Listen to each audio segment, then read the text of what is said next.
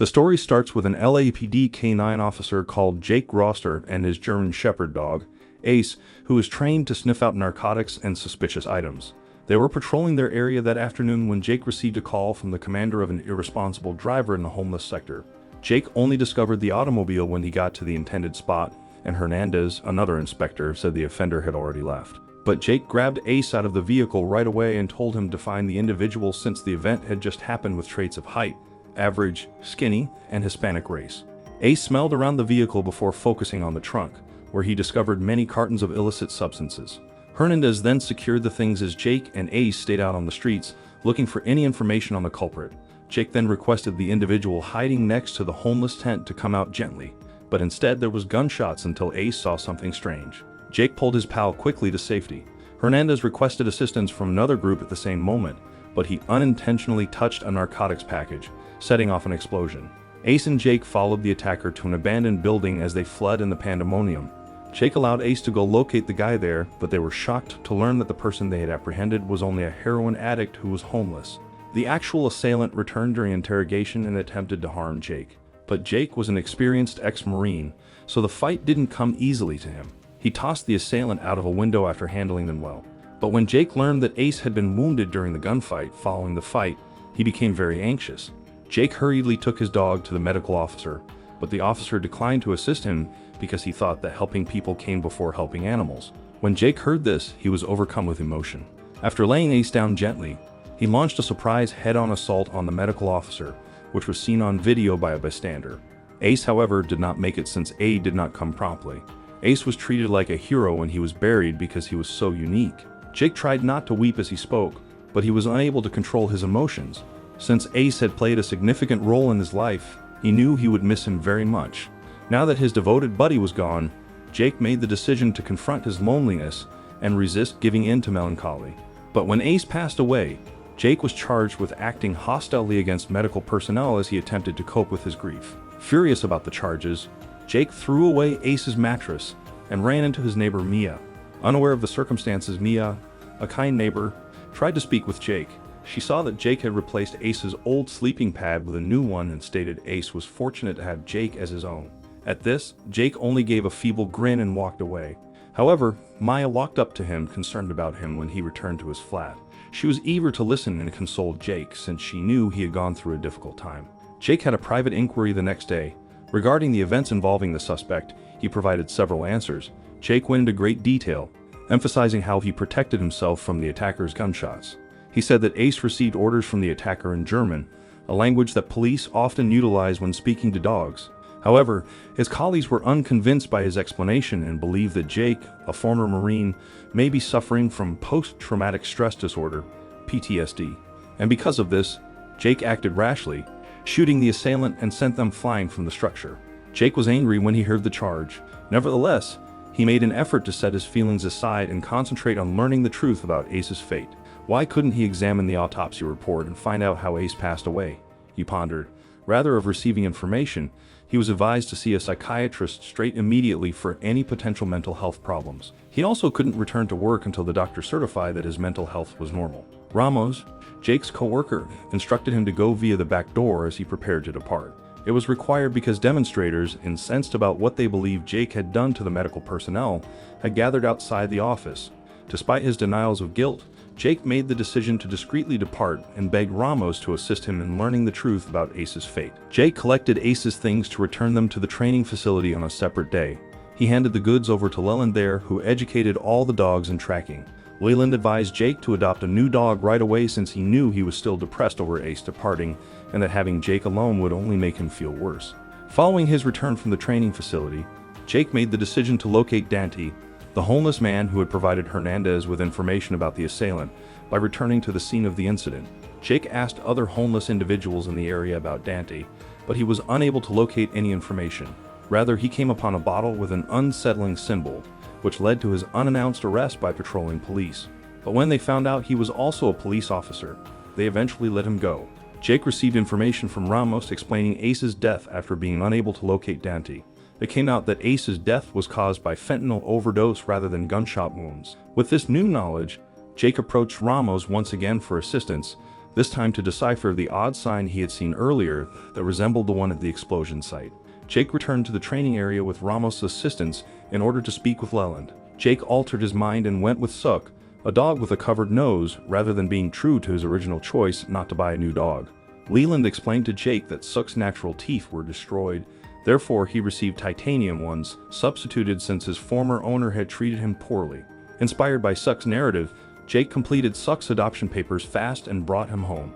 He attempted to offer Suk Ace his remaining meal at that very time, but Suk seemed uninterested. Rather, he seemed unaccustomed to ordinary dog chow and instead favored human cuisine.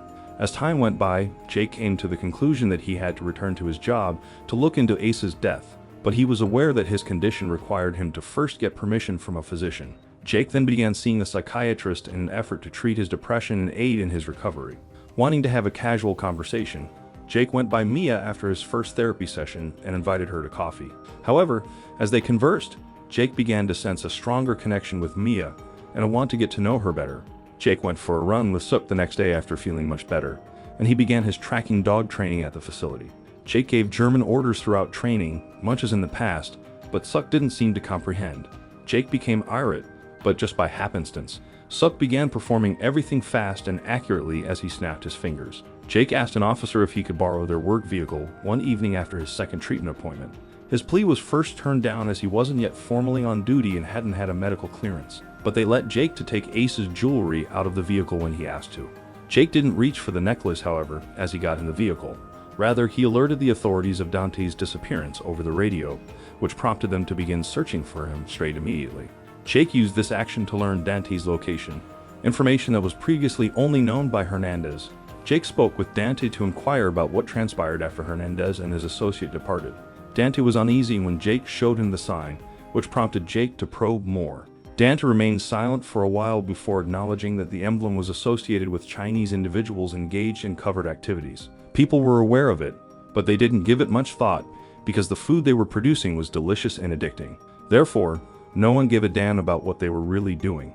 When Jake and Ramos reconnected one evening, the latter corroborated Dante's theory that the sign is associated with Chinese persons manufacturing illicit substances. But, given the few information he had, Jake requested Ramos to assist him in obtaining the registration documents for the automobile that had exploded so he could find out who was connected to it. Jake persuaded the doctor during another treatment session that he was doing well. He spoke about his current life, referring to Mia as his girlfriend and Suk as his new puppy. After noting that Jake seemed stable, the physician cleared him to resume work. While working out the next morning, Jake received crucial information from Ramos. Changji, whose residence was at 2806 Pine Crescent, was the individual linked to the detonated automobile. With this newfound knowledge, Jake was prepared to resume his job with Suk as his colleague. Jake ran into Hernandez in the changing room this time before the game started.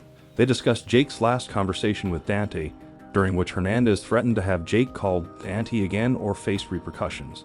Jake asked the surgeon that day if he could work in the K9 Elite section, which wasn't often watched over by other law enforcement officials. As it happened, Jake was interested in looking at the residence at 2806 Pine Crescent that Ramos had previously brought up. In order to get permission to enter and examine the property, Jake falsely reported to other cops that the gate of home number 2806 had been smashed. With approval, Jake used a unique code that only the fire department and police could access to unlock the gate. He became even more concerned when he saw several drones inside that contained dubious substances. Jake examined the area with Suk by his side and discovered packets of fentanyl, the substance that killed Ace, in a room that had been converted into a lab. He also discovered a bottle with a known symbol. Simultaneously, Suk raced upstairs and stood by a bed as Jake was suddenly attacked by another dog. Fortunately, Suk intervened and assisted Jake in fending off the assailant. Then a tattooed individual appeared and used a knife to fight Jake. Jake used his own knife to defeat the opponent after a fierce battle, and Suk looked after the other dog. The guy ended up covered in blood, as did Jake. Jake pondered why the dog was so drawn to the bottle with the symbol as he cleaned Suk. Suk appeared to have prior knowledge about it. Subsequently, Jake promptly conducted an online search to learn more about the firm that made the bottle. To his surprise, Shanji turned out to be both the proprietor of that business and a Chinese medicine manufacturer selling his products in the Los Angeles region. Once returning at the workplace, Jake turned to Ramos for assistance in determining who had previously adopted Suk. Following that, he went back to the apartment and said Mia farewell, telling her he had to look into a location where they may be producing fentanyl. Once they arrived, Jake and Suck looked all over the area until they discovered someone producing fentanyl in a temporary laboratory. Jake remained composed despite the guy threatening him with a pistol. Even from the time Santiago looked after Suck, the guy remembered him. Jake was furious and inquired about Santiago. However, the guy assaulted Jake with a knife that contained fentanyl rather than responding. As Jake remained immobile, a group of individuals in white clothing arrived, headed by Ojo. Ojo could give Suck orders in German just as the police could, but Jake had no idea who they were. Ojo then presented Jake with an ultimatum: either join them or perish. A short while later, Jake starts to forget things. Jake awoke under a bridge the next morning feeling weak and carrying a needle in his arm. He was discovered by a co-worker, who brought him to the office to be questioned. As the results of the study indicate, despite Jake's claims to the contrary, there were narcotics in his body. He was not believed by the police chief. He offered medication therapy in order to prevent more issues, believing that Jake's conduct was a result of PTSD. Jake's boss advised him to resume treatment and take a leave of absence. Frustrated, Hernandez offered to accompany Jake home as he was leaving. Jake expected Hernandez to be upset, so he was taken aback when Hernandez offered encouragement. He instructed Jake to act swiftly and said that they must locate Suck so that they may take on their adversaries as a team. Mia was waiting to depart when Jake returned to his flat. It seems that Mia felt unheard since Jake had been aloof and uninterested in her worries. Mia, feeling trapped, made the decision to depart, and Jake, not being very skilled at persuasion, had nothing to say to keep her around. Jake's life began to deteriorate as soon as Mia went away. He felt alone, unable to communicate his feelings to his therapist, and watched as his colleague deteriorated. Then Ramos dropped by to offer him a job meeting instead of just trying to cheer him up. Jake first believed Ramos was kidding, but he soon understood the situation was grave. This thought inspired Jake, so he headed to the elegant mansion at 2806. After seeing an abandoned automobile, he started looking for LS Lumber. Soon later, Jake visited Louis Lumber, who was Santiago, the guy who had first looked after Suck. Santiago was reluctant to communicate at first, but in the end he revealed to Jake that Suck had once been a member of their family. Everything was well until Santiago's daughter became ill. Santiago then donated dogs to the cartel since he needed the money. In order to avoid being discovered by police dogs, the cartel then utilized the canines for drug experimentation, which made it difficult for the police to carry out their duties. Suck endured hardships, yet he was resilient and lived. Santiago made an effort to get Suck out of this predicament, but Jake ultimately succeeded. Santiago placed the responsibility on Shandy, the Chinese member of the group. Now, when Jake and Suck cross paths again, Jake has to tell Suck something particular to put an end to all of their issues. On Suck, Santiago had installed a unique system. Suck will bite its owner's neck when triggered. Suck had not received this instruction in his normal dog training. After that, Jake hastily prepared his weapon and made plans to pursue a trash truck that was perhaps transporting narcotics from Mexico. After a time, he followed the vehicle until it came to a halt at a certain location, when a person and their dog arrived to get the pills. When Jake realized where they were, he exited the building with his weapon and began eliminating everyone in sight. Hernandez displayed his sharpshooting prowess by arriving from a distance to assist Jake during the gunfire. Jake defeated Ojo's whole entourage, and Ojo herself appeared with Suck, prepared to take on Jake one-on-one. She felt certain that she could manage Suck and the other canines. Then Ojo offered Jake another option: either die right now or go with her.